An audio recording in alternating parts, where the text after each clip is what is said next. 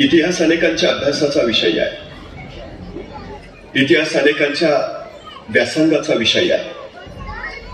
इतिहास अनेकांच्या संशोधनाचा विषय आहे.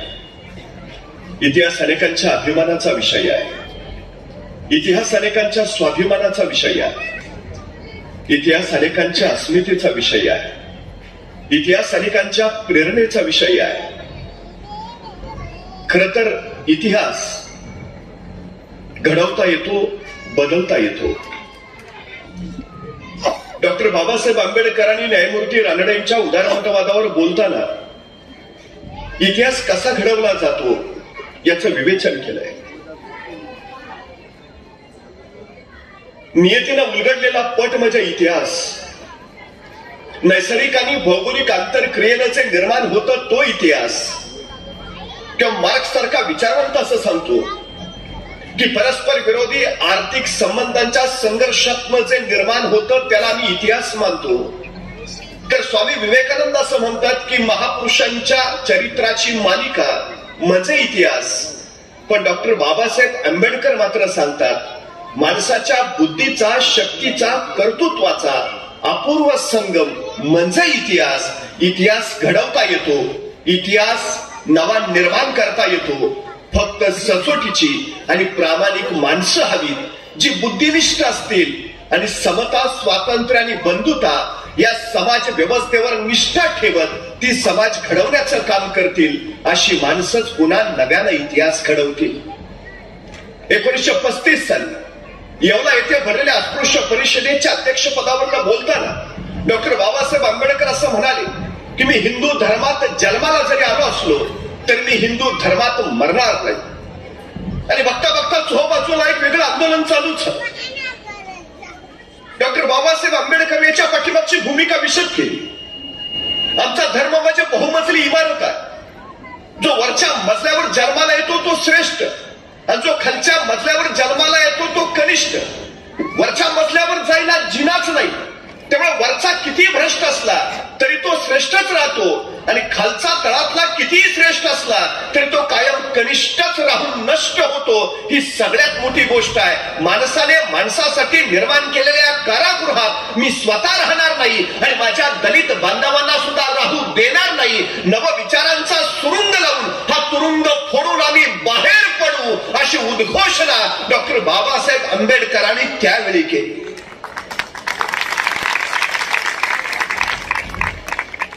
अनेकांनी त्यांचा उद्वेग लक्षात घेतला. अनेकांनी त्यांच्याशी संवाद संभाषण केलं. अनेकांनी त्यांच्या चित्ताचा दाह कमी करण्याचा प्रयत्न केला. अनेक लोकनेत्यांनी त्यांना विनवलं धर्मांतर करू नका. पण डॉक्टर बाबासाहेब आंबेडकर मात्र विचार परिवर्तनाचं चक्र मनामध्ये फिरवत राहिले. अनेक धर्मग्रंथांचं आलोचन त्यांनी केलं. स्वतःच्या विचारांशीच विचारांचं युद्ध सुरू झालं. ते सांगू लागले निव्वळ एखाद्या ठिकाणी जन्माला आला म्हणून त्या आयुष्यभर गुन्हेगारासारखं, जनावरासारखं राहायला लावलं. ही मानवता आहे का? समाज व्यवस्थेला ओहोटी लागलेली असताना सुद्धा कुणी समतेचा धडा घ्यायला तयार नाही. हे बरोबर आहे का? हे किती दिवस चालणार? माणसाने माणसांना माणसांची रीत द्यावी, माणसाने माणसांना माणसांची प्रीत द्यावी. माणूस म्हणून जन्माला आलेल्याची एवढीच तर भावना आहे. पण तेही माणूस पण जर त्याला मिळत नसेल तर ही समाज व्यवस्था अवघडणं हे काही गैर आहे का? दोन तप डॉक्टर बाबासाहेब आंबेडकरांच्या मनात हे युद्ध चालू राहिलं आणि या युद्धानंच डॉक्टर बाबासाहेब आंबेडकरांना बुद्धांकडे नेलं. ही सगळ्यात महत्वाची गोष्ट आहे. खरं तर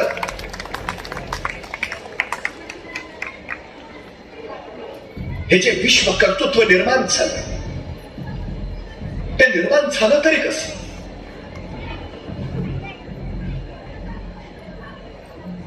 रामजी सकपाळ सुभेदार मेजर होते. मध्य प्रदेशातल्या महू इथं तिथंच भीमरावांचा जन्म झाला. एका लष्करी शाळेमध्ये मुख्याध्यापकाचं काम करणारे रामजी बाबा महात्मा ज्योतिबा फुले आणि न्यायमूर्ती रानडे यांच्याबरोबर सहचिंतन करणारे प्रज्ञावंत होते. रामजी बाबा कबीरपंथी. उभ्या आयुष्यात त्यांनी मद्य आणि मांस याला कधीही स्पर्श केला नाही. आणि सगळ्यात महत्वाचं डॉक्टर बाबासाहेब आंबेडकरांना तर सुपारीच्या खंडाचं सुद्धा व्यसन नव्हतं. ही सगळ्यात महत्वाची गोष्ट आहे. आपल्या घराचा साधुत्वाचा वारसा सायंकाळच्या सुमाराला आपल्या मुलांना जवळ घ्यावं, त्यांच्यावर संस्कार करावेत, उपासना करून घ्यावी, त्यांना कबीराचे दोहे ऐकवावेत. हा रामजी बाबांचा नित्यक्रम होता. खर तर रामजी बाबांच्या पूर्वजांमध्ये हे साधुत्वाचं आकर्षण पहिल्यापासून, पण त्यांच्याच घराण्यात जन्माला आले का विरक्त महात्म्यानं रामजी बाबांना सांगितलं होतं, तुझ्या पोटी जगाचं कल्याण करणारा सुपुत्र जन्माला येणार आहे. आणि भीमरावांच्या रूपानं तो सुपुत्र जन्माला आला. संस्कार आणि घडवणं ही गोष्ट फार महत्वाची असते. डॉक्टर बाबासाहेब आंबेडकर कधी काळी आपल्या जगण्यामध्ये निराश होत, खचल्यासारखं वाटे. त्यावेळी आपल्या पत्नी रमाबाईंना सोबत घेत आणि एका विशिष्ट स्थानी जात, धीरगंभीरपणे तिथं जीवन चिंतन करीत आणि नवचैतन्य घेऊन त्या जागेवरनं परत येत. जिथं त्याला नवचैतन्य मिळायचं ते विशिष्ट स्थान कुठलं होतं, ते तीर्थस्थान कुठलं होतं. डॉक्टर बाबासाहेब आंबेडकर निराश आल्यावर नेमके कुठे जायचे? ते जायचे ते रामजी बाबांचं दहनस्थान होतं. आपल्या पित्याच्या दहनस्थानाजवळ डॉक्टर बाबासाहेब आंबेडकर धीरगंभीर चिंतन करायचे, नवचैतन्य मिळवायचे आणि स्फूर्ती घेऊन तिथून परत यायचे. तीच स्फूर्ती आपल्या लाखो अनुयायांना चैत्यभूमीवरनं आजही बाबासाहेब देत आहेत. ही तीच स्फूर्ती ज्यानं पिढ्यान पिढ्या घडवल्यात. खर तर डॉक्टर बाबासाहेब आंबेडकर आपलं आत्मकथन सांगताना सांगतात, माझे वडील आणि माझं घर जसं धर्मासन होतं तसंच ते विद्यासन सुद्धा होतं. माझ्या वडिलांनी कायम मला सांगितलं, भीमराव, आपण गरीब जरूर आहोत, पण तू विद्वान हो, तू विद्वान हो. माझ्या आयुष्यात माझे 3 गुरु, गौतम बुद्ध, महात्मा ज्योतिबा फुले आणि संत कबीर, या तिघांकडनं मी जीवन शिकलो. माझी 3 दैवत आहेत, विद्या, विनय आणि शील. आणि माझ्या आयुष्याचं तत्वज्ञान 3 तत्वात आहे, स्वातंत्र्य, समता आणि बंधुता. हे स्वातंत्र्य, समता, बंधुता कुठल्या राज्यशास्त्रात मिळत नाही, तर ते धर्मात मिळतं. बंधुता आणि मानवता हाच माझा सगळ्यात मोठा धर्म आहे. आणि हाच धर्म आपल्या आयुष्यात डॉक्टर बाबासाहेब आंबेडकर या समाज जीवनामध्ये लोकमानसांपर्यंत पोहोचवत राहिले. हे जगणं होतं तरी कशासाठी?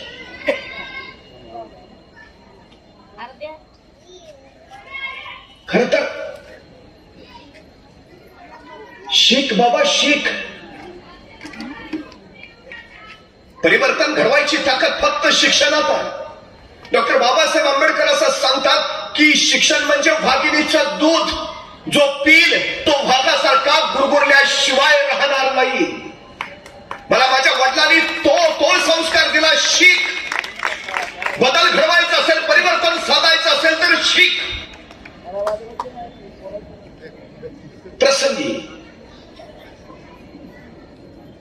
रस्त्यावरच्या विजेच्या दिव्याच्या खांब्याखाली बसून अभ्यास करणं डॉक्टर बाबासाहेब आंबेडकर अमेरिकेच्या कोलंबिया विद्यापीठापर्यंत पोहोचले.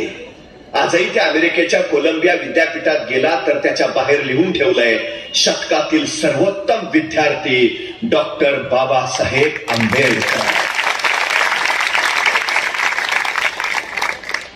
रत्नागिरी जिल्ह्यातल्या मंडणगड जवळच्या आंबवडे गावचे डॉक्टर बाबासाहेब आंबेडकर. खर तर त्यांचं आडनाव आंबवडेकर, पण आंबेडकर नावाच्या शिक्षकानं ते आंबेडकर करून टाकलं. शिक्षकाचं नाव शिष्याला मिळणं हा पहिला योगायोग बाबासाहेबांच्या आयुष्यात इथं आला. ते आंबेडकर झाले. परिस्थिती बेताची, पण उर्मी अफाट होती. जीवन अनुभव सोचले होते, चटके सहन केले होते. केस कापायला म्हणून नाभिकाकडे गेले, तर दलित म्हणून नाभिकाने केस कापायला नकार दिला. इवल्याशा भीमरावला कळेना माझं काय चुकलंय. तुम्ही सगळ्यांचे केस कापता, माझं का नाही.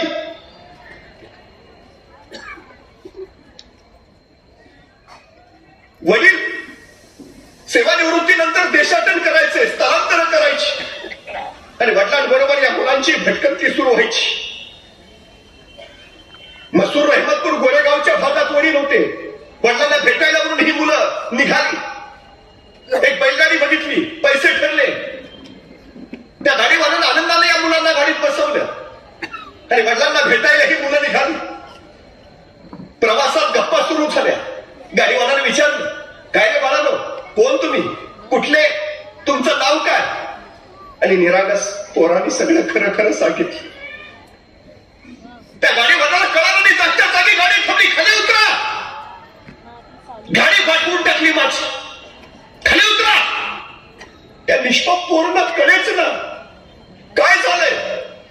अर्ध्या वाटेत आम्ही कसे जाणार, कुठे जाणार, आम्हाला काहीच माहिती नाही. गाडीवान म्हटला, पहिले खाली उतरा. ही पोरं खाली उतरली. गाडीवान म्हटला, आता मलाही गाडीत बसता येणार नाही, मलाही चालतच जावं लागेल. भाटवून टाकली गाडी माझी. तो गाडीवान चालत चालत गाडी घेऊन त्यांच्या डोळ्यासमोरून निघून गेला. त्या पोरांना कळेना काय चुकलंय आपलं, का उतरवलं तिने आपल्याला गाडीतून. हुशार होते भीमराव.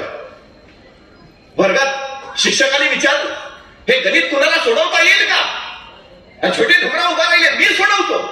गुरुजी म्हणले, ये हा खडू घे आणि फळ्यावर ते गणित सोडवून दाखव. छोटा भीमराव आनंदानं फळ्याकडे निघाला.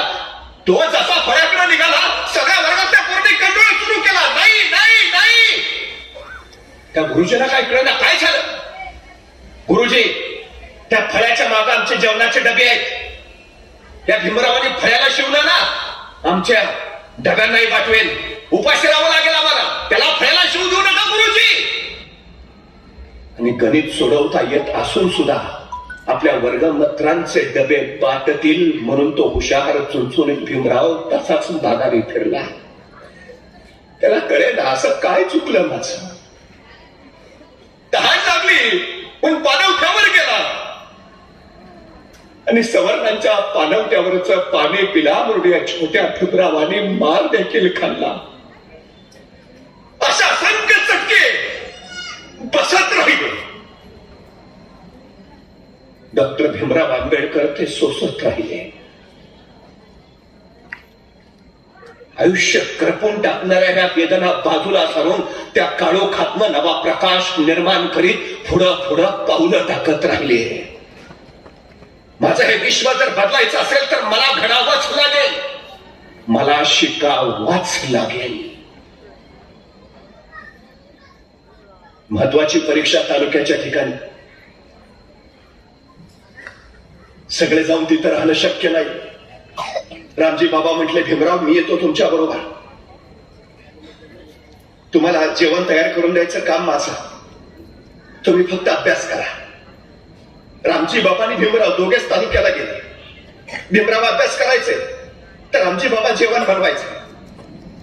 एके दिवशी परीक्षा देऊन भीमराव परत आले.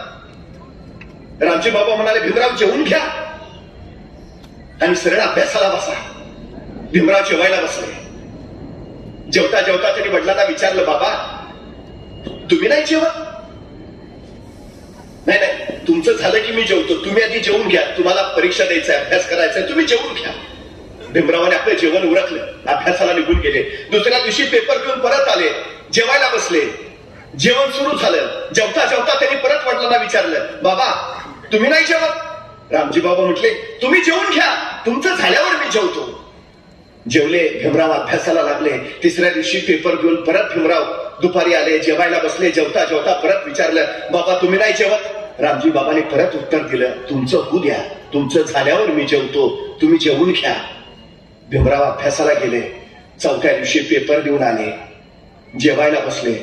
जेवता जेवता त्यांनी परत बाबांना प्रश्न विचारला, बाबा तुम्ही नाही जेवत?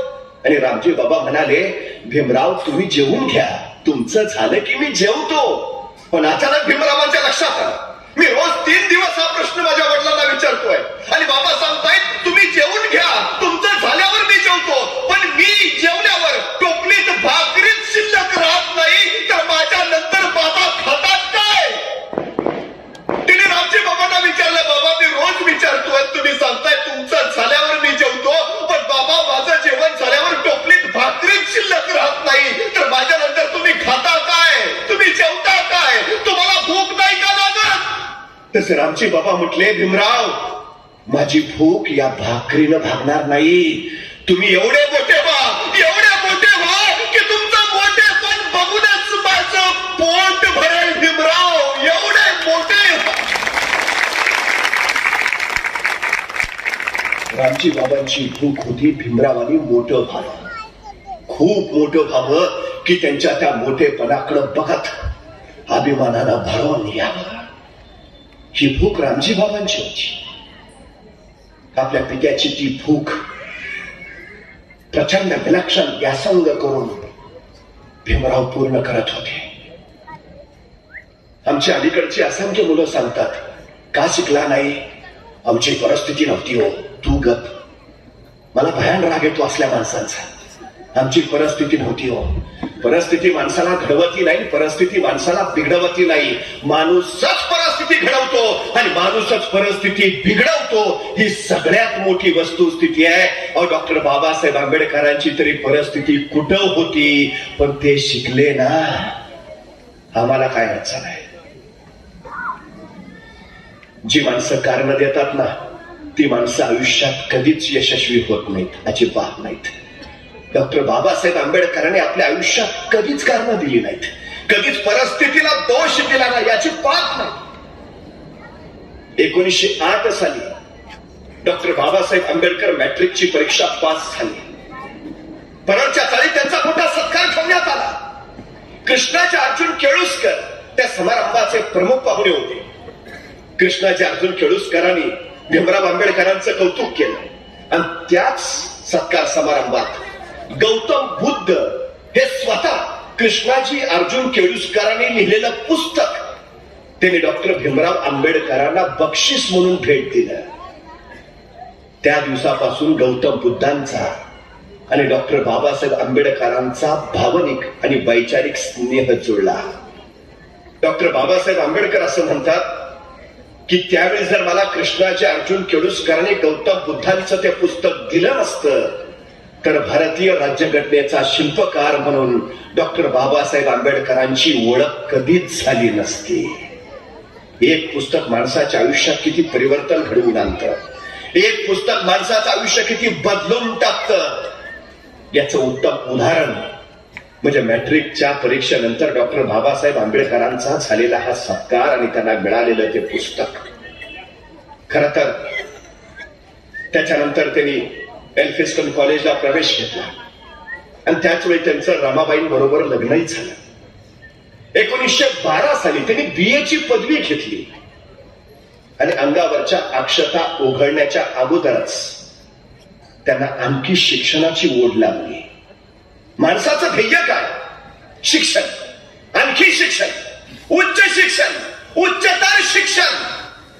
प्रतिकूल परिस्थितीमध्ये शिक्षण योग हाच ज्यांचा राजयोग झाला होता, त्या डॉक्टर बाबासाहेब आंबेडकरांचं ध्येय फक्त एवढंच होतं, शिकायचंय, शिकायचंय, आणखी शिकायचंय, आणखी शिकायचंय. एल्फिस्टन कॉलेज मधनं पदवी घेऊन बडोदा नरेश महाराजा सयाजीराव गायकवाड यांनी दिलेल्या शिष्यवृत्तीच्या बळावर डॉक्टर भीमराव आंबेडकर हे अमेरिकेच्या कोलंबिया विद्यापीठात गेले. तिथं ते शिकू लागले. तिथंच त्यांनी अर्थशास्त्रामध्ये MA आणि PhD केलं. तिथलं शिक्षण घेतलं आणि ते परत भारतामध्ये आले. शिष्यवृत्ती संपत होती. काही दिवस त्यांनी बडोदा संस्थांमध्ये काम केलं, पण अमेरिकेचं आचार विचार स्वातंत्र्य त्यांनी बघितलं होतं. आणि इथली परिस्थिती, इथली जाती व्यवस्था, माणूस असूनही, एवढं शिकूनही ते हद्दपारच होते. खर तर एके दिवशी परळच्या चाळीच्या त्यांच्या खोलीचं दार अचानक वाजलं. बाबासाहेबांनी दार उघडलं तर दारात राजर्षी छत्रपती शाहू महाराज. आंबेडकरला काय कळेना. लुंगीवर असलेल्या बाबासाहेबांनी महाराजांना विचारलं, महाराज निरोप द्यायचा, मी स्वतः आलो असतो. तसे राजर्षी म्हणाले, अहो भीमराव, आम्ही तो परंपरेचे राजे, तुम्ही तो ज्ञानाचे राजे. परंपरेचा राजा ज्ञानाच्या राजाकडे येणार.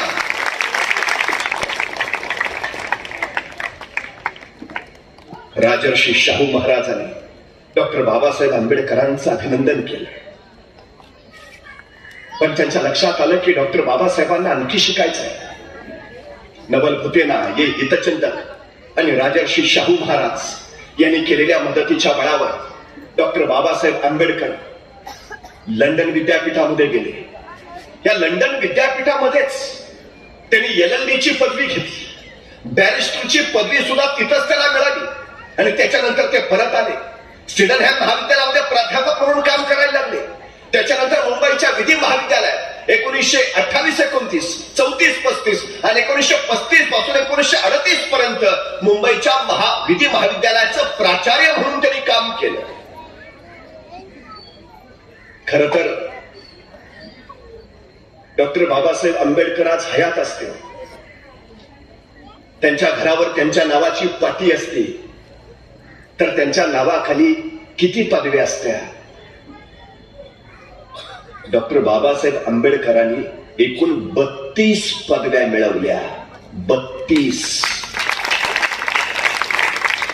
MA Columbia, PhD Columbia, DSc London, LLD Columbia, DLiT Osmania आणि बार ॲट लॉ कोलंबिया. एक माणूस आपल्या आयुष्यात किती पदव्या मिळवू शकतो? 32 पदव्या डॉक्टर बाबासाहेब आंबेडकरांनी मिळवल्या. 32 पदव्या. त्यांनी स्पष्टपणे आपल्या चिंतनात सांगितलं, समाजमन बदलायचं असेल, समाजाची व्यवस्था बदलायची असेल, तर शिक्षण ही अत्यंत महत्वाचीच गोष्ट आहे. आपल्या दलित बांधवांनी आपल्या मुलांना शिकवावं, हा त्यांचा कायम अट्टहास राहिला. आणि यासाठीच त्यांनी छत्रपती संभाजी महाराज नगर इथं मिलिंद महाविद्यालय, नागसेन वन आणि मुंबईमध्ये सिद्धार्थ महाविद्यालय उभारली. डॉक्टर बाबासाहेब आंबेडकरांनी केलेल्या शैक्षणिक कर्तृत्वाच्या या पताका आहेत. प्रत्येक मुलानं शिकलं पाहिजे यासाठी त्यांनी उभारलेली ही विद्यापीठं आहेत. एक साधा विषय, आपण सुद्धा घर बांधतो. घर बांधलं की आपल्या घरावर आपल्या नावाची पाटी लिहितो. मला सांगा, आपल्या नावाच्या पाठीवर आपल्या नावाच्या खाली आपण काय लिहितो? 100 एकर बागायतदार. आपल्या नावाच्या खाली आपण काय लिहितो? 80 तोळे सोन्याचे मालक. आपल्या नावाच्या खाली आपण काय लिहितो? 4 कंपन्यांचे मालक. नाही, पाटी नावाची लावली तर आपल्या नावाखाली आपण किती शिकलोय ती पदवी लिहितो. आपलं शिक्षण आपल्या नावाला किंमत देतं. आपल्या नावाची किंमत आपल्या शिक्षणानं वाढते.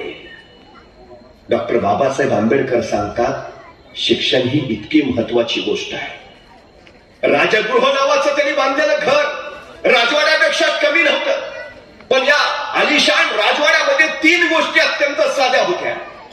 एक, त्यांची स्वतःच्या अभ्यासाची खोली.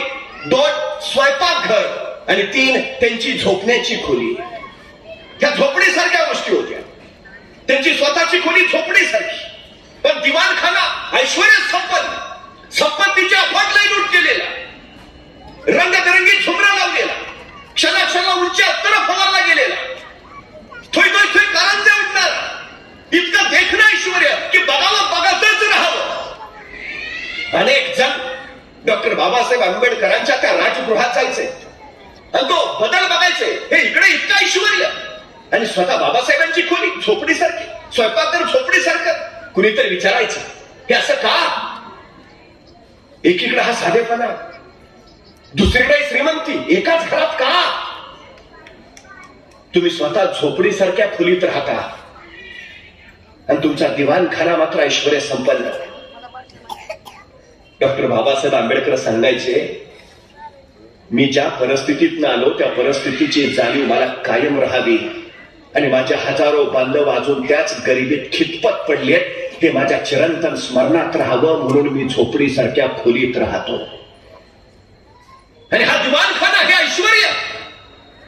ज्यावेळी माझे दलित बांधव या दिवाणखान्यात येतील, हे ऐश्वर्य पाहतील, त्यावेळी त्यांना कळेल आपल्यातलाच एक शिक्षणाच्या बळावर किती अफाट ऐश्वर्याचा धनी होऊ शकतो. त्यांना आत्मप्रत्ययाची स्फूर्ती यावी म्हणून हे ऐश्वर्य. शिक्षणाच्या बळावर आपण काय मिळवू शकतो हे त्यांना कळावं म्हणून हे ऐश्वर्य. आपल्या प्रत्येक कृतीत डॉक्टर बाबासाहेब आंबेडकरांनी आपल्या समाजावर संस्कार केला, एक सतत संदेश दिला, सतत अव्याहतपणे. 14 एप्रिल 1891 बाबासाहेबांचा जन्म झाला आणि 6 डिसेंबर 1956 त्यांचं महापरिनिर्वाण झालं.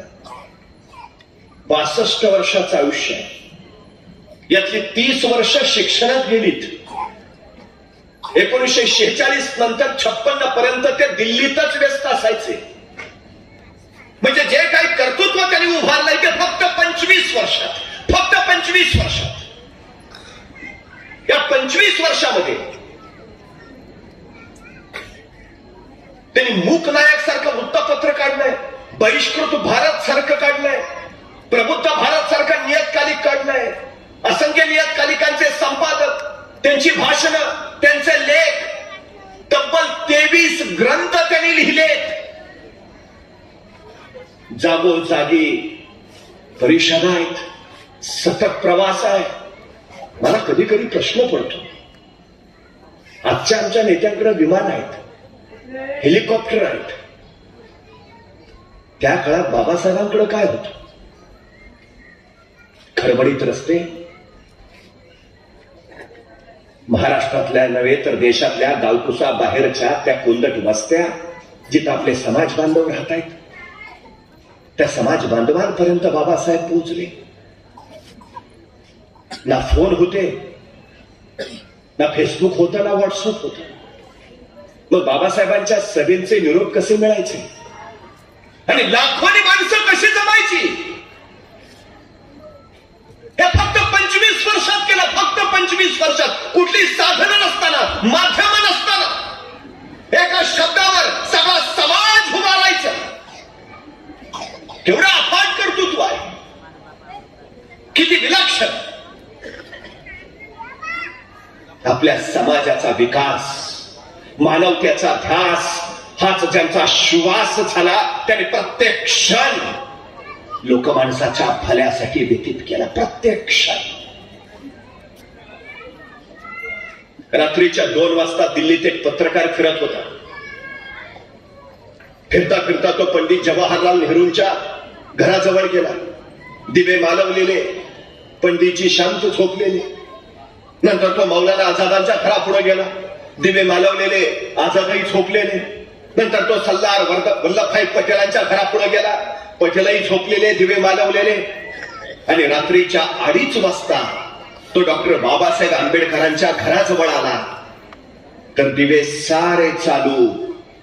त्यानं उत्सुकतेने खिडकीत नात डोकावून बघितलं तर 2:30 वाजता डॉक्टर बाबासाहेब आंबेडकर मेजापाशी बसून काहीतरी लिहित असलेले. तो आत गेला. त्याने बाबासाहेबांना विचारलं, मी नेहरूंच्या घरी गेलो, दिवे मालवले, ते झोपले. मी आझादांच्या घरी गेलो, दिवे मालवले, ते झोपले. मी पटेलांच्या घरी गेलो, दिवे मालवले, ते झोपले. पण बाबासाहेब रात्रीच्या 2:30 वाजले, तुमच्या घरातले दिवे चालू आणि तुम्ही अजून जागे आहात, असं का? बाबासाहेब तेव्हा त्या पत्रकाराला म्हणाले, ते सगळे झोपलेत कारण त्यांचा समाज जागा आहे. आणि मी जागा आहे कारण माझा समाज झोपला. जोपर्यंत माझा समाज जागा होत नाही मला झोपायचा अधिकार नाही, मला विश्रांती घ्यायचा अधिकार नाही. आपल्या आयुष्याचा कण आणि कण, आपल्या आयुष्याचा क्षण आणि क्षण ज्यांनी फक्त आपल्या बांधवांसाठी व्यतीत केला. आम्ही महामानव त्यांना मानितो ते त्यासाठी. हे विलक्षण आणि अफाट कार्य त्यांनी करून ठेवलं. चेतना जागृत केल्या, मन जागृत केली, माणसं जागी केली. गुलामाला आपण गुलाम असल्याची जोपर्यंत जाणीव होत नाही तोपर्यंत तो गुलामीच्या विरोधात उभा राहत नाही.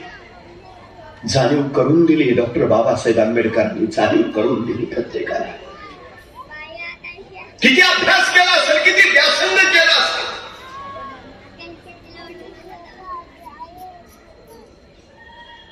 किती पुस्तकं वाचले असतील, किती ग्रंथ वाचले असतील. रामजी बाबांची परिस्थिती नव्हती, पण आपल्या मुलाच्या व्यासंगात खंड पडू नये म्हणून ते प्रत्येक पुस्तक आपल्या मुलाला आणून द्यायचे आणि स्वतः मात्र कर्जबाजारी व्हायचे.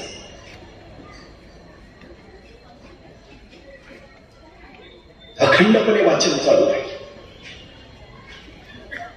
अनेक जण सांगतात प्रचंड विद्वान होते बाबासाहेब, विलक्षण स्मरणशक्ती होती त्यांची. कुणी जर त्यांना आज विचारलं, बाबासाहेब तुम्ही 10 वर्षापूर्वी हे पुस्तक वाचलेलं, त्या पुस्तकातल्या 300 नंबर पानावरच्या दुसऱ्या पॅरेग्राफ मधली 4थी ओळ काय आहे? 10 वर्षानंतर डॉक्टर बाबासाहेब आंबेडकर अचूक सांगायचे त्या पुस्तकाच्या 300 नंबर पानावरची दुसऱ्या पॅरेग्राफ मधली 4थी ओळ ही आहे. लोक म्हणायचे काय बुद्धिमत्ता आहे, काय विलक्षण. आणि बाबासाहेब आंबेडकर सांगायचे माझ्या परिस्थितीनं मला दिलेली ही देणगी आहे. पुस्तकं विकत घेण्यासारखी माझ्या वडिलांची परिस्थिती नव्हती. त्यामुळे लहानपणी ज्यावेळी एखादं पुस्तक माझ्या हातात पडायचं त्यावेळी मला वाटायचं की आज आपल्या हातात एक पुस्तक आहे, उद्या ते मिळेलच का याची खात्री नाही. त्यामुळे आज वाचतानाच असं वाचूया की आयुष्यात पुन्हा या पुस्तकाची गरजच करता कामा नये.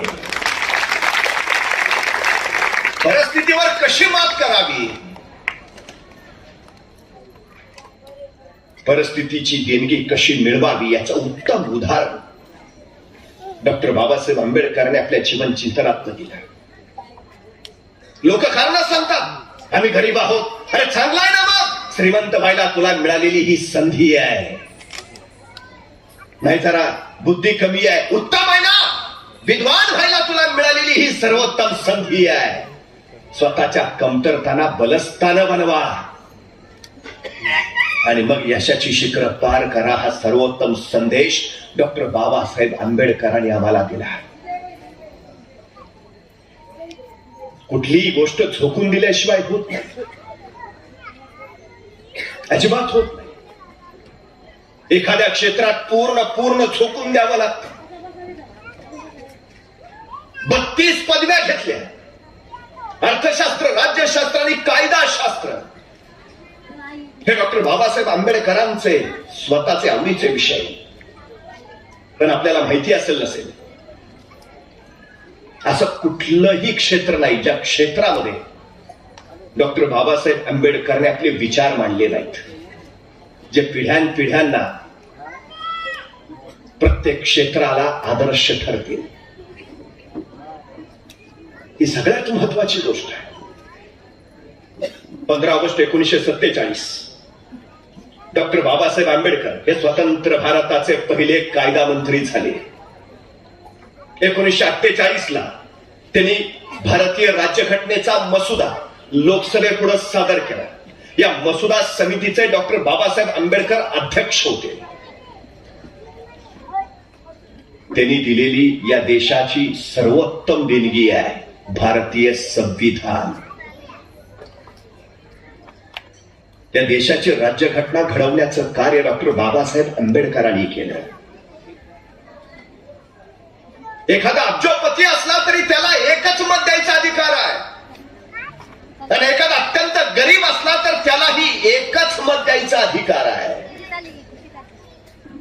धर्म, जात, पंथ या सगळ्या गोष्टी बाजूला सारून या देशाचा नागरिक म्हणून प्रत्येकाला एक त्याच्या मताचा तेवढाच अधिकार आहे. हे विलक्षण कार्य आणि जगातील सगळ्यात मोठी सुदृढ लोकशाही निर्माण करायचं काम या भारतीय राज्यघटनेनं केलं, जे डॉक्टर बाबासाहेब आंबेडकरांच्या माध्यमातून झालं.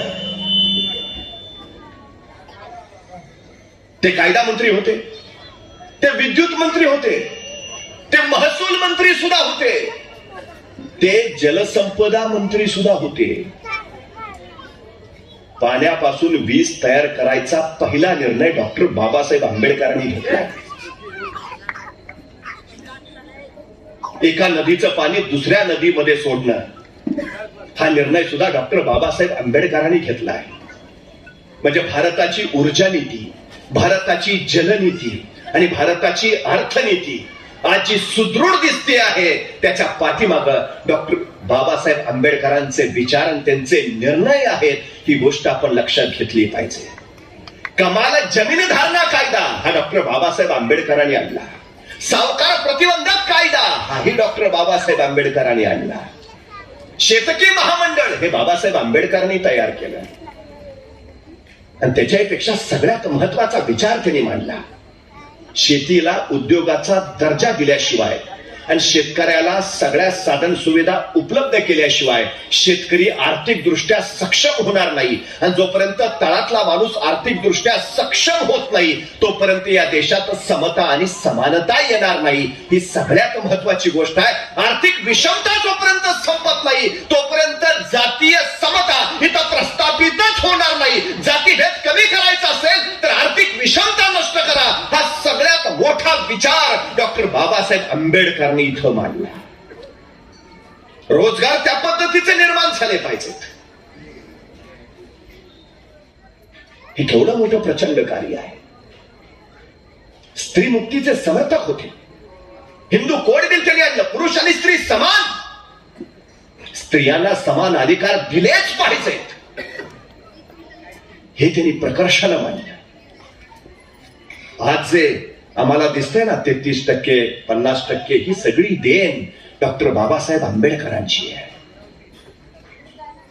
एक विलक्षण अर्थतज्ञ, जलतज्ञ, ऊर्जा तज्ञ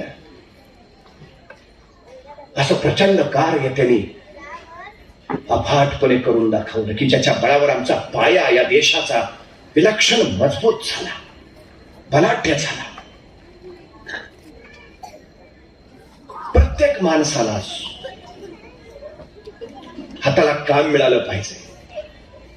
350 वर्षापूर्वी छत्रपती शिवाजी महाराजांनी या मातीमध्ये स्वराज्य उभा केलं. 18 पगड जातीची 12 बुद्धिदाराची सारी माणसं सोबत घेतली. सुतार, लोहार, चांभार, नोवी, जोशी, गुरव, मुलानी, साळी, माळी, धनगर, कोळी, आगरी, भांडारी सगळे एक केले. या सगळ्यांच्या मध्ये एकत्वाची भावना निर्माण केली. राष्ट्रीयत्वाचा महामंत्र दिला. आणि या सगळ्यांच्या अलौकिक गुणांच्या बळावर 750 वर्षाचं पारतंत्र्य छत्रपती शिवाजी महाराजांनी फक्त 35 वर्षात हटवलं. हे विलक्षण कार्य त्यांनी केलं. या छत्रपती शिवाजी महाराजांच्या स्वराज्याचा वचननामा काय? सर्वांस पोटास लावणे आहे. या मातीत उगवलेल्या प्रत्येकाच्या हाताला काम मिळालं पाहिजे. काम मिळालं तर त्याचं पोट भरेल. स्वराज्य त्यातून निर्माण झालं. सगळ्या माणसांच्या हाताला महाराजांनी काम दिलं. प्रत्येकाच्या गुणांना, कौशल्याला वाव दिला. महाराजांनी फक्त स्वराज्य नव्हे तर सुराज्य निर्माण केलं. म्हणजे शिवाजी महाराजांचं आयुष्य 50 वर्षाचं, त्यापैकी 10 वर्ष बालपणात गेली, 10 वर्ष घोड्यावर बसून फक्त युद्ध खेळण्यात गेली आणि उरलेली 30 वर्ष निर्माण केलेल्या स्वराज्याचं सुराज्य करण्यात गेली. स्वराज्य म्हणजे माझं राज्य आणि सुराज्य म्हणजे लोककल्याणकारी राज्य, जिथं स्वातंत्र्य, समता आणि बंधुता आहे. 350 वर्षापूर्वी शिवाजी महाराजांनी फक्त राजकीय लोकशाही नव्हे तर सामाजिक लोकशाही सुद्धा निर्माण केली. आणि म्हणूनच डॉक्टर बाबासाहेब आंबेडकर आपल्या प्रत्येक पत्राची सुरुवात जय शिवराय लिहायचे आणि मग खाली लिहायला सुरुवात करायची. त्या देशाची राज्यघटना तयार केल्यानंतर डॉक्टर बाबासाहेब आंबेडकर असं म्हणाले की या देशाची राज्यघटना तयार करताना माझ्या डोळ्यासमोर छत्रपती शिवाजी महाराजांचं स्वराज्य होतं. हे इथं निर्माण झालं होतं. राज्यघटनेच्या रूपानं ते पुन्हा एकदा इथं अस्तित्वात आलं, निर्माण केलं गेलं. डॉक्टर बाबासाहेब आंबेडकर महात्मा ज्योतिबा फुले यांना आपले गुरु मानायचे आणि महात्मा ज्योतिराव फुले छत्रपती शिवाजी महाराजांना आपले गुरु मानायचे. महात्मा ज्योतिबा फुलेंनी सार्वजनिक सत्यशोधक धर्माची स्थापना केली. त्यांनी जे विचार मांडले तेच विचार पुढे डॉक्टर बाबासाहेब आंबेडकरांनी आणखी प्रगतीपथावर पुढे नेले. हे अफाट कार्य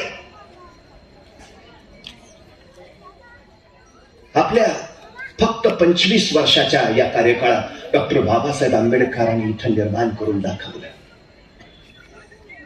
हे साधन होतं. एका दाण्याला जमिनीत गाडून घ्यावं लागतं तेव्हा 1000 मोत्यासारख्या दाण्याचं कणीस वर येतं. असंख्य महापुरुषांनी स्वतःला असं गाडून घेतलंय तेव्हा अनेक नायक उभा राहिलेत मोत्यासारखे, कणसासारखे. हे गाडून घेणं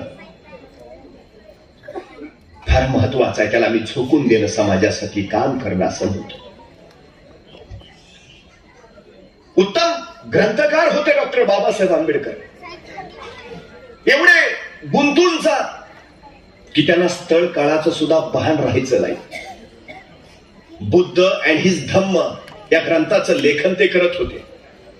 वेळ रात्रीची त्यांचे सचिव नानकचंद रट्ट त्यांची घरी जायची वेळ झाली. डॉक्टर बाबासाहेबांना त्यांनी विचारलं जाऊ का, आणि लिखाणात मग्न असणाऱ्या बाबासाहेबांनी सांगितलं हा जा. आणि परत डॉक्टर बाबासाहेब आंबेडकर लिखाणात मग्न झाले. सकाळ झाली. नानकचंद रट्ट आपल्या कामावर परत आले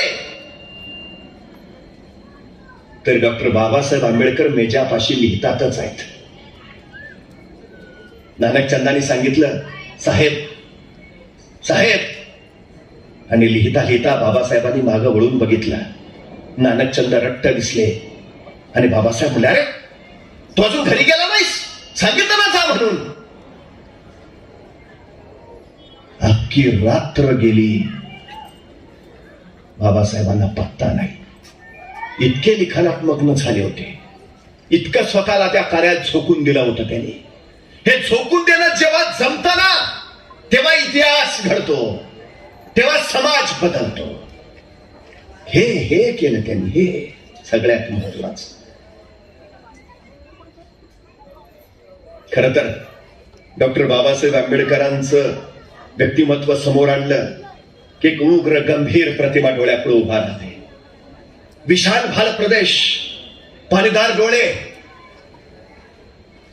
उंच पुराणे धिप्पाड देह, करारे वृत्ती, निग्रही स्वभाव आणि सरळ परखड जागच्या जागेवर प्रत्युत्तर द्यायचं कौशल्य.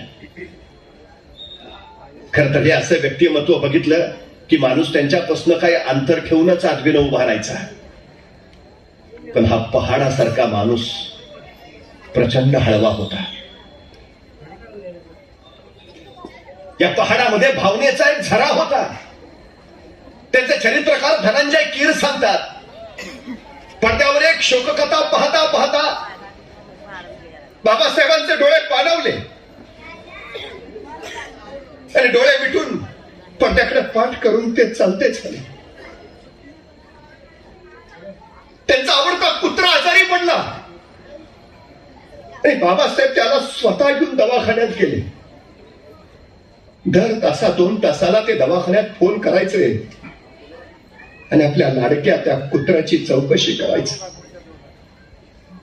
शेवटी तो दगावलाच. ती बातमी बाबासाहेबांना दिली आणि बाबासाहेबांचा कंठ फुटला. एक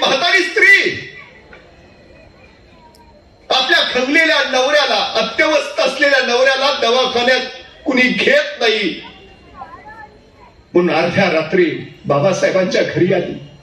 त्यांना झोपेतनं उठवलं. तिने बाबासाहेबांचे पाय धरले. माझ्या नवऱ्याला कुणी दवाखान्यात दाखल करून घेत नाहीत बाबासाहेब. आणि भारतीय राज्यघटनेचा हा शिल्पकार अर्ध्या रात्री त्या माऊली मागोमाग तिच्या पतीला दवाखान्यात दाखल करायला निघाला. दवाखान्यात जाऊन त्यांनी त्याच्या पतीला दवाखान्यात दाखल केलं. डॉक्टरांना सूचना दिल्या आणि मग हा महामानव परतला. 1926 साली त्यांचा लाडका मुलगा राजरत्न निधन पावला आणि आपल्या लेकाचा चेहरा आपल्या मांडीवर घेऊन बाबासाहेब ढसा रडत राहिले. लोक राजरत्नाला न्यायला आली आणि बाबासाहेबांनी हंबरडा फोडला. माझ्या लेकराला नका देऊ. माझ्या लेकराला माझ्या मांडीवरून नका दूर करू. दत्तोबा पवार नावाच्या स्नेहाला लिहिलेल्या पत्रात डॉक्टर बाबासाहेब आंबेडकर सांगतात, राजरत्न गेला आणि माझ्या जीवनातलं मीठ निघून गेलं. आता माझं जगणं बेचव झालंय. जगणं मरणं काय सारखंच. एक हळवा पिता अनेकांनी त्यावेळी बघितलं. उत्कट भावना असलेला हा पुरुष श्रेष्ठ आयुष्यभर फक्त समाजाच्या हितासाठी, समाजाच्या कल्याणासाठी कार्य करत राहिला. त्यांना कळून चुकलं. आपला अंतकाळ आता जवळ आलाय आणि त्यांना जाणीव झाली. गावकुसाबाहेर राहणाऱ्या माझ्या जनावरासारखं चिन्ह जगणाऱ्या माझ्या समाज बांधवांसाठी एक धर्मछत्र उभारलं पाहिजे. त्यांच्या हक्काचं एक आश्रयस्थान निर्माण केलं पाहिजे. नाहीतर माझ्या पश्चात हा सवर्ण समाजाला समतेनं ममतेनं वागवणार नाही. आणि म्हणूनच त्यांनी निर्णय घेतला. 14 ऑक्टोबर 1956 आपल्या पत्नीसह महास्तवीर चंद्रमणी यांच्याकडून त्यांनी बौद्ध धर्माची दीक्षा घेतली. 15 ऑक्टोबर 5 लाख दलित बांधवांना सोबत घेऊन त्यांनी बौद्ध धर्माची दीक्षा घेतली. अनेकांना हे धर्मांतर वाटलं. एका घरातून दुसऱ्या घरात जावं, एका गावातून दुसऱ्या गावात जावं, पण हे तसं नव्हतं. डॉक्टर बाबासाहेब आंबेडकरांनी परिवर्तनाचं युग सुरू केलं होतं. त्यांनी गौतम बुद्धांचा धम्म स्वीकारला होता. धर्म आणि धम्म याच्यामध्ये मूलभूत फरक आहे. आत्मा, परमात्मा, मोक्ष धर्म यात असतो असं सांगतो. धम्मात मात्र या गोष्टीला स्थान नाही. जे कळत नाही, जे कळू येत नाही, जे प्रत्यक्ष जीवनात कधी दिसत नाही, त्याचा धम्मात समावेश नाही. नीतिमत्ता आणि सदाचरण हीच धम्माची अंग आहेत. प्रज्ञाशील करुणा हा गौतम बुद्धांनी दिलेला विचार आहे. डॉक्टर बाबासाहेब आंबेडकर सांगतात, प्रज्ञावंत व्हायलाच हवं. त्याशिवाय अंधश्रद्धा बाजूला सारता येणार नाही, अज्ञान गाडता येणार नाही. शिका, संघटित व्हा आणि संघर्ष करा. हा महामंत्र डॉक्टर बाबासाहेब आंबेडकरांनी दिला. तर या प्रज्ञेत पण नुसतं प्रज्ञावंत झालो आणि शीलवंत नसलो तर त्या प्रज्ञेचा काही उपयोग नाही. प्रज्ञा जितकी महत्वाची, शील तितकंच महत्वाचं. म्हणून शीलवंत होणं यालाही गौतम बुद्धांनी महत्व दिलं. आणि सगळ्यात महत्वाची गोष्ट करुणा. आपल्या समाज बांधवांच्या प्रती माझ्या मनात जर करुणा नसेल तर माणूस म्हणून जगण्याला मी पात्र नाही. माझ्या मनात तो संवेदनाचा भावनेचा झरा खळाळता राहिला पाहिजे. आजूबाजूचे सारे माझे असले पाहिजेत. त्यासाठी ही करुणा त्यांनी महत्वाची मांडली. गौतम बुद्धांचा सर्वस्वी विचार त्याच्या भोवती आहे. एका आंब्याच्या बागेमध्ये गौतम बुद्ध ध्यान करत बसले होते आणि 4-5 पोरं त्याच बागेत आंबे पाडायला आली होती. एका पोरानं दगड उचलला आणि आंबे पाडायला म्हणून आंब्याच्या झाडावर मारला, पण त्याचा नेम चुकला आणि आंब्याच्या झाडाखाली बसला गौतम बुद्धांच्या मस्तकातच दगड लागला. खोक पडली, भरभर रक्त व्हायला लागलं आणि गौतम बुद्धांच्या डोळ्यातनं खळदिशा सुरू सुटले. त्या पोराने बघितलं आपला नेम चुकलाय, गौतम बुद्धांना दगड लागलाय, रक्त भळभळतंय. ती पोरं पळून जायचा विचार करू लागली, पण परत विचार केला, अरे आपण काही जाणीवपूर्वक नाही केलं, चुकून झालंय. आपण तर झाडावरचे आंबे पाडत होतो, चुकून लागलंय. ती पोरं दबक्या पावलाने गौतम बुद्धांच्या समोर आली. चूक झाली हो, आम्ही तर झाडावरचे आंबे पाडत होतो, तुम्हाला मारायचा इरादा नव्हता, चुकून दगड लागलाय. पण गौतम बुद्धांच्या डोळ्यात खळखळ अश्रू ओघळतच राहिले. कुणीतरी विचारलं, सांगा खूप लागलाय का, खूप दुखतंय का? गौतम बुद्ध मानेने म्हणाले, नाही रे बाळानो. मग तुम्ही रडताय का? सांगा ना, मग तुम्ही रडताय का? तसे गौतम बुद्ध म्हणाले, अरे त्या आंब्याच्या झाडाला तुम्ही दगड मारला तर त्या झाडानं सुद्धा तुम्हाला 2 आंबे दिले. मला दगड लागला तर मी मात्र तुम्हाला काही देऊ शकत नाही, या दुःखानं मी रडतोय. अरे झाडाला दगड मारला तर झाड सुद्धा आंबे देत आहे, पण मला दगड लागला तर मी मात्र तुम्हाला काही देऊ शकत नाही, या दुःखानं रडतोय मी. गौतम बुद्धांच्या उरातली ही करुणा डॉक्टर बाबासाहेब आंबेडकरांनी महत्वाची मांडली. प्रज्ञा असायलाच हवी. हे ज्ञान, शील म्हणजे चारित्र्य, आणि करुणा ज्याला आपण बंधुता म्हणतो. धम्म ते शिकवतो. दलितांना आधार द्यावा, खचलेल्यांना सावरावं, नीतिमत्ता सदाचरण यांनी सगळ्यांनी पुढे जावं, ही सगळ्यात मोठी त्यांची अपेक्षा होती. तो विचारांचा विलक्षण प्रवाह त्यांनी इथं निर्माण करून दिला. खरं तर आयुष्यभर त्यांनी समाजाचे साखळदंड तोडण्यासाठी अनेक युद्ध केली. आम्ही ही माणसंच आहोत. सकाळी सूर्य उगवताना तो कुणात भेदाभेद नाही करत, तो सगळ्यांना समान प्रकाश देतो. मग आम्ही माणसं का भेद करतो? उगवत्या सूर्याचा रंग भगवा आहे, आम्ही त्याला हिंदू म्हणत नाही. निसर्गाचा रंग हिरवा आहे, आम्ही त्याला मुस्लिम समजत नाही. अखंड सागराचा रंग निळा आहे, मग आम्ही त्याला बौद्ध म्हणत नाही. अरे निसर्ग भेद करत नाही, मग आम्ही का भेद करावेत, हा सगळ्यात मोठा प्रश्न आहे. निसर्गाच्या कुशीतनं खेळतं पाणी, त्या पाण्यावर सगळ्यांचा अधिकार आहे. मग तो अस्पृश्य आहे, दलित आहे म्हणून त्याला पाण्याला हात लावायचा अधिकार नाही, हा कुठला न्याय आहे? माझ्या बांधवांना सार्वजनिक पाणवठ्यावरचं पाणी मिळावं म्हणून बाबासाहेबांनी महाडच्या 14 तळ्याचा सत्याग्रह केला. देव साऱ्यांचा आहे, जसा तुमचा आहे तसाच आमचाही आहे. माझ्या बांधवांना त्या देवाचं दर्शन घेता यायला हवं म्हणून अमरावतीच्या अंबाबाई मंदिरात, पुण्याच्या पर्वती मंदिरात आणि नाशिकच्या काळाराम मंदिरातही बाबासाहेबांनी आंदोलनं केली, असंख्य धडका मारल्या. पण तरीही काही दुराग्रहांनी हट्ट सोडला नाही. तेव्हा मात्र डॉक्टर बाबासाहेब आंबेडकरांना आपल्या समाज बांधवांच्या, त्यांच्या पिढ्यांच्या भविष्यासाठी धर्म सोडावा लागला. पण त्यांनी स्वीकारला तो याच मातृभूमीतला गौतम बुद्धांचा धम्म. डॉक्टर बाबासाहेब आंबेडकर भारतपुत्र, ते भारत रत्न झाले, पण राष्ट्रनिष्ठा आणि त्यांचं राष्ट्रप्रेम हे मात्र आढळ राहिले.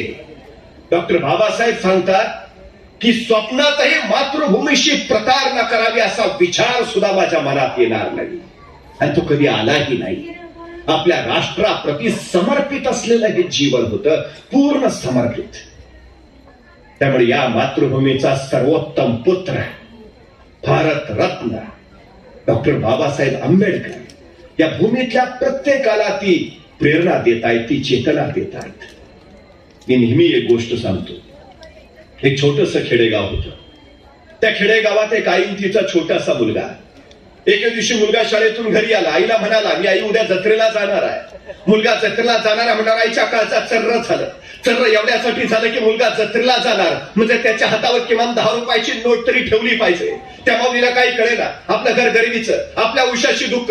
पोरला जत्रेसाठी 10 रुपये द्यावे कुठून, ते आणावे कुठून. ती रात्रभर विचार करत राहिली. उत्तर सुचलं नाही. सकाळी उठली, दिवळीतलं खुरपं घेतलं आणि दुसऱ्याच्या शेतात ती खुरपायला भांगलायला गेली. दिवसभर खुरपणं भांगलनं केलं. दिवसभर राब राब राबली, काबाड कष्ट केले. संध्याकाळी रोजगाराचे पैसे हातावर पडले. तर प्रसन्न मनाने घरी आली. आता विश्वास होता माझ्या पोराला जत्रेसाठी 10 रुपयाची नोट देता येईल. पोरग शाळेतून घरी आलं. आईला म्हणालं, आई संध्याकाळी लवकर झोपतो, मला पहाटे लवकर उठव, लवकर जत्रेला जायचंय. मुलगा झोपी गेला. पहाटे लवकर उठला. आईला उठवलं. आईला सांगितलं, लवकर भाकरी टाक, मी आंघोळ करून येतो. आई चुली पुढे गेली. पोरगा आंघोळीला गेला. लालबुंदा फुलेल्या निखऱ्यावर आईनं भाकरी भाजायला सुरुवात केली. त्याच लालबुंदा निखऱ्यावर तिनं दुधाचं पातेलं ठेवलं. तोपर्यंत पोरगा आंघोळ करून परत आलं. ताटावर येऊन बसलं. आईला सांगितलं, आई लवकर वाढ, उशीर होतोय. आईने लालबुंदा फुलेल्या निखऱ्यावरची भाकरी काढली, मोडली दुमडली, पोराच्या थाळीत टाकली. तोपर्यंत पोराच्या वेळी घुमली. आई लवकर वाढ, उशीर होतोय. आईने इकडे तिकडे बघितलं. लालबुंदा फुलेल्या निखऱ्यावरचं दुधाचं पातेलं सुद्धा गरमागरम लालबुंद झालं होतं. उचलायला काहीतरी हवं होतं पण सापडत नव्हतं. पोराच्या वेळी घुमत होती. आई लवकर वाढ, उशीर होतोय. शेवटी त्या मौनं विचार नाही केला. तशाच रिकाम्या बोटाने त्या गरमागरम लालबुंदा पातेलं उचललं. चर्रदिशी चटका बसला. कळ फार मस्तकात झिंच्यानंद गेली. डोळ्यातनं खळ दिशा अश्रू सुटला. हात झटक्यात मागा आला. पदरात गुंडाळला गेला. पण तोपर्यंत पोराच्या वेळी घुमली. आई लवकर वाढ, उशीर होतोय. त्या माऊलीनं भाजल्या बोटांचा विचार नाही केला. त्याच भाजल्या बोटाने त्या गरमागरम लालबुंदा पातेलं पुन्हा एकदा उचललं. पुन्हा एकदा चर्रदिशी चटका बसला. कळ पार काळचा थैतयात घालत गेली. डोळ्यातनं खळ दिशी अश्रू सुटला. पण सगळ्या वेदना सोसत घट्ट धरलं पातेलं. पोराच्या खाली दूध ओतलं. दूध ओतताना पोरनं बघितलं आईच्या डोळ्यातनं पाणी येतंय. पोरग मान खाली घालून दुधात भाकरी कुस्करून निमूटपणे जेवायला लागलं. पोराचं जेवण झालं. पोरग जत्रेला निघालं. आईनं कुशीत घेतलं. डोक्यावरनं हात फिरवला. त्याला सांगितलं, नीट जा, नीट ये, फार वेळ थांबू नको, अंधार पडायच्यात घरी ये. काकोटीला ठेवलेली 10 रुपयाची नोट काढली. पोराच्या हातावर दिली. सांगितलं, काहीतरी खायचं, काहीतरी घ्यायचं, उपाशी राहू नकोस. पोरग 10 रुपयांची नोट घेऊन जत्रेला गेला. दिवसभर जत्रेत रमलं. घरघर फिरणाऱ्या पाळण्या बघितली, जिलेबी बघितली, बाताशी बघितली, खेळणी बघितली.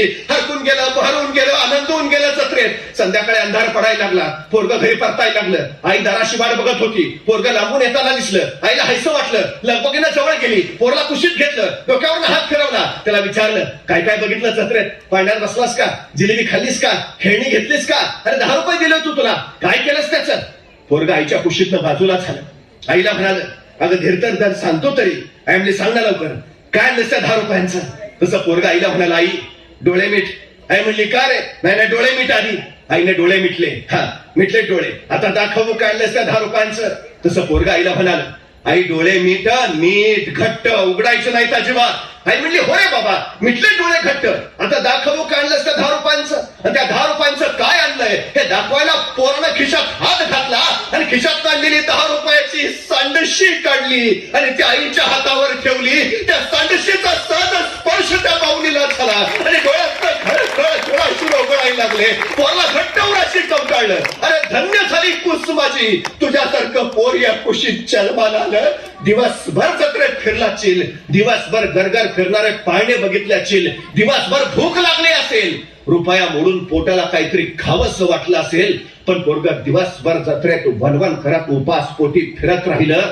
ते काळजात एक चटका घेऊन माझ्या आईच्या हाताला चटका बसलाय आणि तिच्या हाताला चटका बसू नये मग येताना 10 रुपयाची सांडशी, ज्याला आपण पक्कड कैची म्हणतो, ते घेऊन आलं. आमची पोरं काय करतायत? दुनियेच्या जत्रेत रमतायत नुसती.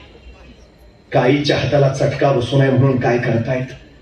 कारण ज्या पोरांना आईच्या हाताला बसणाऱ्या चटक्यांची जाण असते, त्याच पोरांना मातीला बसणाऱ्या चटक्यांची जाण असते आणि त्याच पोरांना समाजाला बसणाऱ्या चटक्यांची जाण असते. डॉक्टर बाबासाहेब आंबेडकर या मातृभूमीचे असे पुत्र होते ज्यांना या मातृभूमीला बसणाऱ्या चटक्यांची जाण होती. मातृभूमीत उगवलेल्या आपल्या समाज बांधवांच्या चटक्याची जाण होती आणि ज्यांच्या ओठावर या समाजाच्या प्रगतीची गीतं होती. आपलं आयुष्य त्यांनी पिढ्यानपिढ्या घडाव्यात यासाठी समर्पित करून टाकलं. छत्रपती शिवाजी महाराजांपासून सुरू झालेला हा वारसा, स्वतंत्र भारताची राज्यघटना लिहून या देशाला संपन्न लोकशाही देण्यापर्यंत डॉक्टर बाबासाहेब आंबेडकरने आपल्या विद्वत्तेच्या विचारांच्या बळावर पुढे नेला.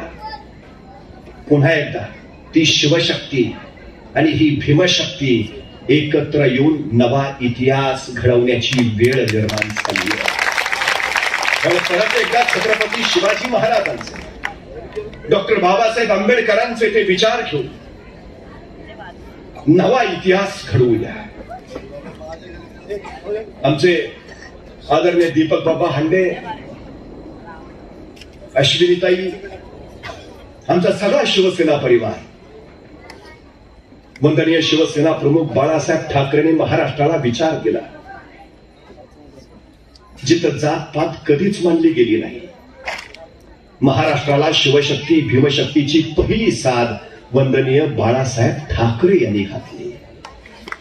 महाराष्ट्राची उन्नती, महाराष्ट्राची प्रगती याच्यासाठी तोच विचार घेऊन आता पुढे जाऊया. पुन्हा एकदा आपल्या सगळ्यांना मनपूर्वक धन्यवाद देतो. थांबतो.